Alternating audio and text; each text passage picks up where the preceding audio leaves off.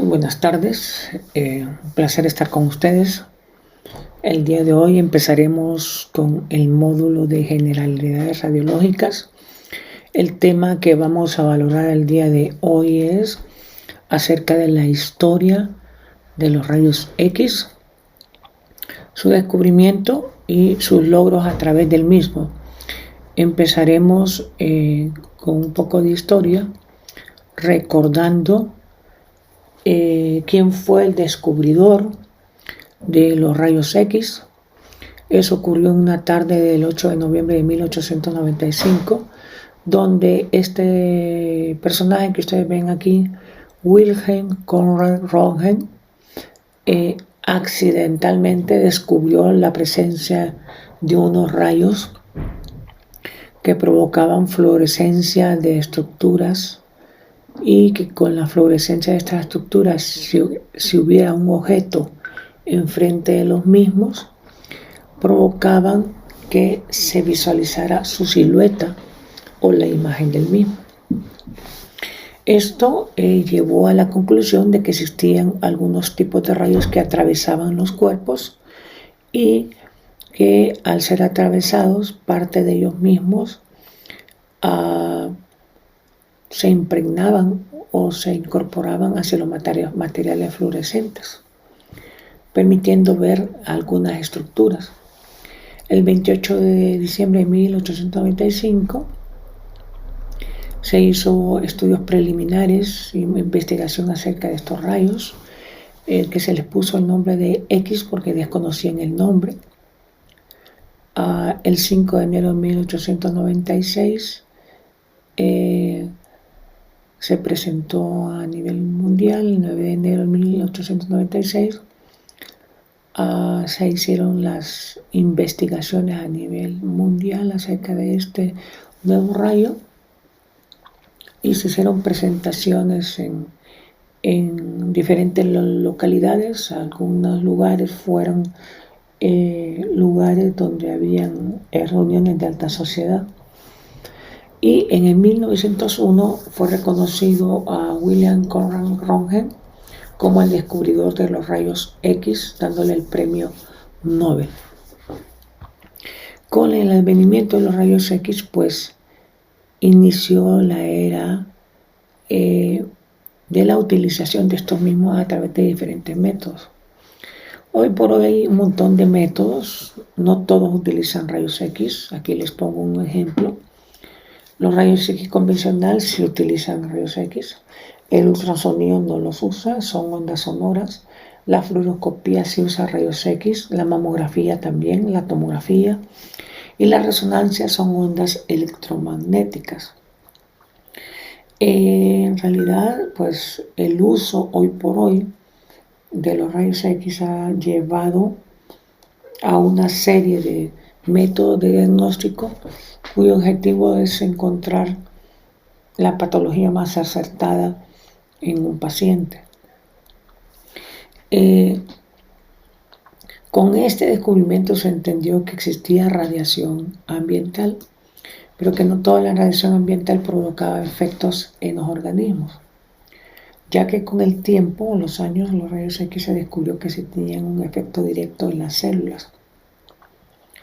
Y mucho tiene que ver con el descubrimiento de otras sustancias radioactivas que generaban alteraciones moleculares. Dentro de los investigadores más famosos tenemos a Marie Curie, que fue una de las descubridoras del radio y que al final de sus días en realidad eso le costó la vida, ya que provocó leucemia en su estructura. Este es un dibujito solo para que entendamos que la radiación ha existido y siempre existirá. No importa en el ambiente que nos encontremos. Podemos estar en un cuarto y podemos tener muchos objetos como televisores, cámaras, relojes, celulares que emiten radiación. Si los sacamos y los ponemos fuera, siempre habrá radiación por la radiación de la luz. Si tapamos la ventana, siempre habrá radiación porque las telas, la ropa o los objetos pueden provocar radiación. Si sacamos todo el objeto, quedamos en un cuarto vacío y tenemos todavía ropa, siempre habrá radiación. Si quedamos desnudos, siempre habrá radiación porque nosotros mismos emitimos radiación. Pero no todo este tipo de radiación tiene un efecto directo en la célula. Por eso se le categorizaron como ondas electromagnéticas, desde las ondas que van desde las antenas hasta los rayos gamma. Si bien es cierto, durante muchos años se ha creído que las ondas electromagnéticas de las antenas, microondas y celulares tienen algún efecto, nunca ha sido muy claro. Más sin embargo, en los últimos 10 años se han hecho múltiples estudios de mucha consideración, en los cuales aseguran que las ondas electromagnéticas emitidas por el celular pueden generar cáncer cerebral o cáncer de tiroides. Es más, el incremento de la incidencia de estos dos cánceres ha ido en progresivo aumento desde la creación de los celulares, sobre todo hoy con los celulares de cuarta, quintas generaciones, en donde tienen antenas mucho más potentes, tienen antenas para datos y tienen antenas para captación de ondas Wi-Fi, que son emitidas por router. Se ha comprobado que estas ondas pueden llegar a generar trastornos o calentamiento en las células que pueden generar trastornos metabólicos. Lo más importante en las nuevas generaciones 4G, 5G, es que las antenas están en las partes anteriores de los celulares, tanto arriba como abajo, y llevan dos antenas, una para datos y la otra para Wi-Fi. Y en los teléfonos antiguos las antenas estaban posteriores, eran únicas, y la entrada de la frecuencia entraba posterior. Ahora entra anterior. Lo que pasa es que esa parte anterior está pegada a nuestro oído o a nuestro cuello. Entonces las ondas electromagnéticas tienen que atravesar nuestro cráneo o nuestro cuello para llegar a la antena. Y así nos atraviesan y nos afectan. Cada vez que nosotros nos estamos moviendo de un lugar a otro, la antena Wi-Fi capta la siguiente antena existente y aumenta su potencia, provocando que la onda atraviese con mayor fuerza nuestro cuerpo. De igual forma la onda de datos. Por eso es importante entender que el celular debería utilizarse solo 30 minutos y a una distancia de 12 centímetros del oído, pero la mayoría de nosotros no lo hacemos. También es importante entender que los aparatos, los routers, no deben de estar en los cuartos ni a la altura de nuestro cuerpo. Deben estar fuera de los cuartos, en un lugar abierto y a una altura entre 1.8 y 2 metros de altura, para que la onda de radiofrecuencia se vaya hacia el techo. No va a alterar la captación. Lo que va a permitir es que la onda esté en la parte de arriba y no nos afecte directamente al cráneo o a nuestro cuerpo. Si la pudiéramos ver, la miraríamos como una enramada encima de nosotros. Para que especificar un poquito cómo es esa onda, es como cuando ustedes tiran una piedra en un río o un lago, y ustedes miren que al pegar la piedra en el agua genera una expansión de ondas que van desde pequeñas a más grandes. Así es la onda de radiofrecuencia que se emite con los routers. Por eso es que deben de estar fuera. Aquí tenemos un esquema donde existen los niveles de radiofrecuencia de cada una de las estructuras. Y aquí tenemos los rayos X y los rayos gamma.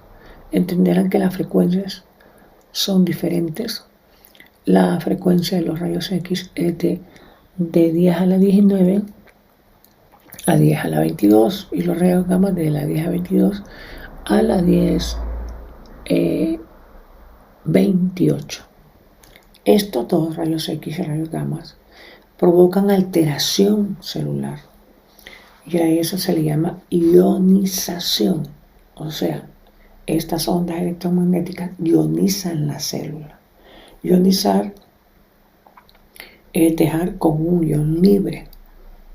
Ese ion libre permite que la célula capte o se transforme o se regenere en una forma inadecuada, permitiendo los efectos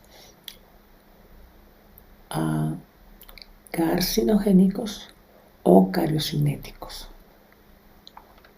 Estos efectos son efectos que pueden ocurrir en la célula en un factor de tiempo indeterminado. Este factor de tiempo indeterminado, para que la célula tenga una ionización y un efecto carcinogénico o cariocinético, no tiene que ver con la cantidad de radiación recibida, pero sí tiene que ver con el haberse expuesto a esta radiación. Y este es un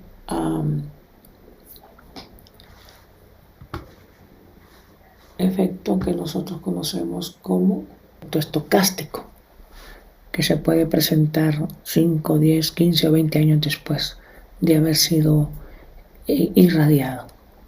El efecto determinístico es aquel que se presenta asociado a la intensidad de dosis de radiación y que se presenta en tiempos cortos. Por ejemplo, estos son los que se presentan en pacientes que han recibido radioterapia. Las manifestaciones pueden ser a nivel de piel, enrojecimiento, endurecimiento y descamación. Y a nivel interna, sobre todo aquellos que reciben para cáncer de cervix, de calcificación ósea, endurecimiento de las paredes del colon, endurecimiento de las paredes de la vejiga, etc. Son efectos determinísticos dados por la radiación.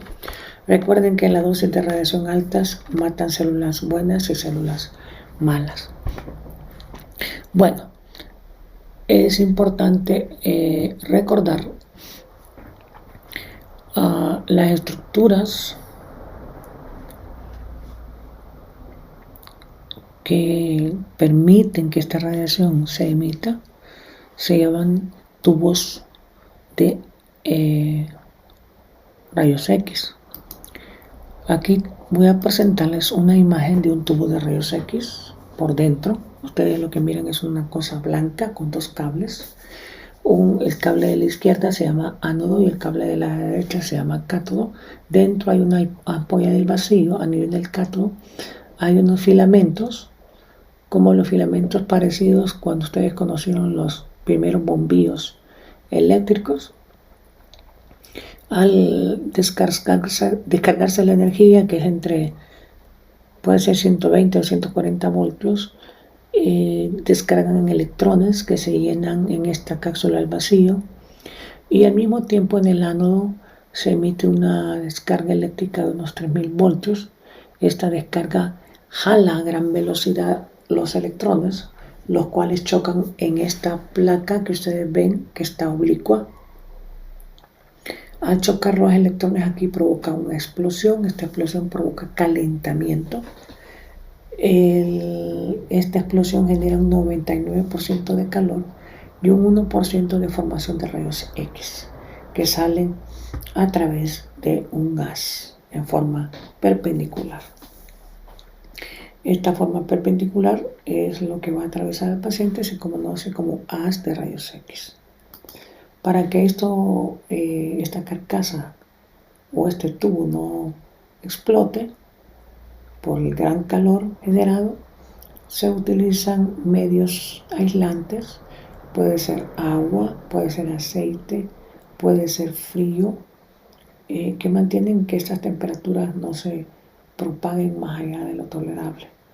Cada emisión de rayos X provoca calentamiento. Aquí el haz sale hacia afuera a través de un pequeño cuadrado. Este pequeño cuadrado se reduce tanto en la región anteroposterior como en las regiones laterales. es como un diafragma. Este diafragma permite la disminución del haz de rayos X. Esta disminución del haz de rayos X se llama colimación, pero el aparato que produce la colimación se llama colimador. El colimador se reduce, es forma de cuadrado, reducible, disminuye el haz de radiación generando una colimación. ¿Para qué sirve esta colimación? La colimación sirve exclusivamente para disminuir la cantidad de radiación emitida y que la persona lo reciba en menos cantidad. Esto se utiliza mucho en niños pequeños para disminuir la cantidad de radiación emitida hacia el paciente. Aquí tenemos un ejemplo. Este es el tubo de rayos X. Aquí ya fue colimado por el cuadrito de aquí abajo. El haz se extiende, penetra en la persona. Vamos a poner Juancito. Juancito recibe radiación, no el 100%, creemos que un 80%, el otro porcentaje se dispersa hacia los lados. Esta radiación dispersa penetra en los objetos o las personas que están alrededor. Y por último, la radiación que atraviesa a Juancito pasa a través de él y se impregna o se deposita en un receptor o en una placa de rayos X, una placa fluorescente, en donde se impregnará la imagen deseada, de acuerdo a la cantidad de rayos X emitida. La cantidad es importante porque entre mayor cantidad, más penetra las estructuras. Entre menor cantidad, menos penetra. Entonces hay estructuras que requieren menos penetración y otras más penetración. Por ejemplo, el hueso necesita más penetración, ya que absorbe mucho la radiación. Otras estructuras como el pulmón necesitan menos penetración porque no absorbe tanto la radiación la atraviesa. Es importante reconocer que los rayos X son igual que el oxígeno. No se ve, no se siente, no se oye, no tiene sabor y no tiene olor, pero está presente. Así que hay que tener cuidado cuando estamos solicitando rayos X porque el paciente va a sufrir un efecto. Y como conocemos, ese efecto se llama estocástico. Y ese efecto estocástico dice que va a tener ionización de células que pueden generar en un tiempo determinado un efecto carcinogénico o cariocinético. Cariocinético entendemos como una alteración hereditaria. Aquí un esquema para que ustedes entiendan qué significa la radiación en forma práctica.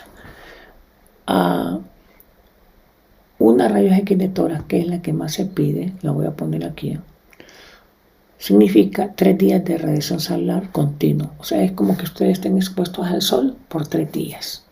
Saben que eso va a producir deshidratación, va a producir cambios renales, cambios cardíacos, cambios pulmonares, etc.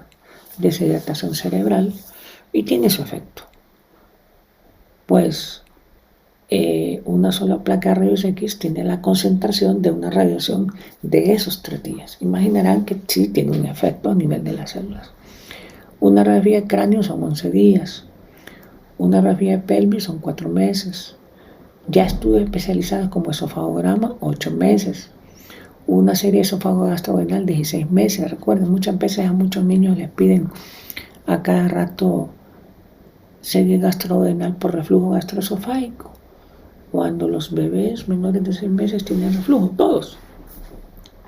Ahora, hay que ver esos parámetros, si se ha exagerado, si está deshidratado, si ha perdido mucho peso, pues tiene su criterio para hacerlo. Pero si es un niño que la mamá dice que tiene reflujo, pero ustedes lo ven bien fornidito y todo, es un reflujo fisiológico, desaparecerá a los 6 meses, por lo tanto hay que esperar hasta los 6 meses si no desaparece para hacer este tipo de estudio. Un colon por enema, 3.2 años. Si pedimos tomografías, un ataque de cráneo equivale a 1 año. Una tomografía de tórax simple sin medio de contraste equivale a 3.6 años. Una tomografía de abdomen y pelvis equivale a 4 o 5 años. Si metemos contraste, equivale al doble cada uno de ellos. Aquí 2 años, aquí 7.2 años, aquí 9 años. Se imaginarán los efectos que puede provocar en un paciente.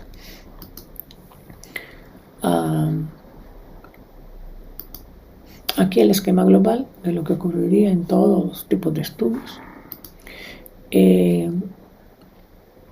Como esto fue bien investigado, ya después de dar el premio Nobel a su descubridor, también hubieron otros investigadores que trataron de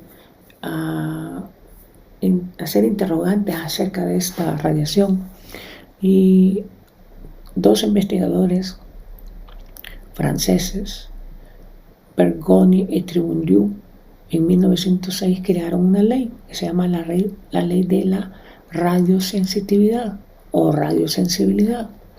Y esta ley dice que todas las células de nuestros cuerpos tienen una capacidad de ser altamente mitóticas, generar cáncer no diferenciables y tienen un efecto altamente cariocinético, o sea, de generar una alteración genética. Ya esa ley nos dice que cualquier célula expuesta a radiación ionizante hay que tener cuidado. Entonces ellos evaluaron las estructuras del cuerpo y generaron este esquema de la radiosensitividad en alta, media y baja. La alta significa que las estructuras son altamente sensibles a la radiación y pueden generar cualquier efecto de que hemos hablado, y son la médula ósea, el vaso, el timo, los ganglios linfáticos, el cristalino y los linfocitos. Unos que tienen alteración de radiosensitividad media son la piel, el mesodermo, y en estos están el hígado, el corazón y los pulmones. Aunque ya tenemos un caso de un cáncer de hígado por radiación. En la baja está el músculo, los huesos. En primer lugar debería estar el hueso, que es más bajo de todo, después el músculo, el sistema nervioso, aunque tenemos 35 casos reportados en Israel, todos médicos, todos cardiólogos intensivistas, con tumores cerebrales al lado izquierdo, porque todos eran diestros, y todos ellos estuvieron mucho tiempo en exposición a la radiación, con pacientes con varias horas por cateterismo, etc. Y todos presentaron un tipo de cáncer. Claro, fueron diferentes. Entre los tumores que encontramos son glioblastomas, encontramos astrocitomas, cada uno grado 2, encontramos oligodendrogliomas, encontramos schwannomas y meningiomas, ¿verdad? Algunos de mayor gravedad, otros de menor gravedad, pero todos son tumores por radiación. Aquí los efectos biológicos que produce la radiación, ¿verdad? Muerte celular en grandes dosis, a esto le llamamos efectos determinísticos, transformación celular en caso de dosis bajas, que tiene efectos somáticos y hereditarios, epidemiológicamente atribuibles en grandes poblaciones. ¿Por qué? Porque a grandes cantidades de personas se hace rayos X de tórax o cualquier otro tipo de estudio. Somáticos, ¿por qué? Porque va a ser cáncer de colon, cáncer de pulmón, cáncer de cerebro, etc. Hereditarios, porque hemos visto casos de niños, de pacientes expuestos a radiación que nacen con un cáncer ya.